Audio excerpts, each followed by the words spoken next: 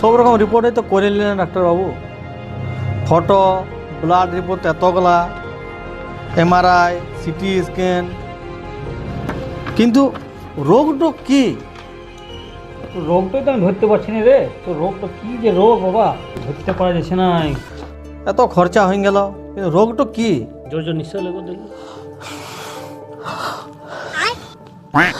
ঠিক আছে ঠিক আছে, এগুলো না কোনো ফল্ট না।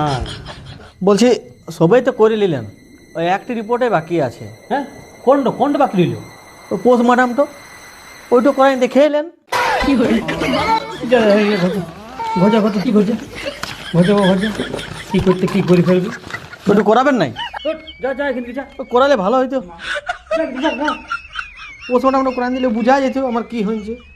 হ্যাঁ, ওইটাই খালি বাকি থেকে গেল। আর বাবা খেতেও দিল ডাক্তারবাবু।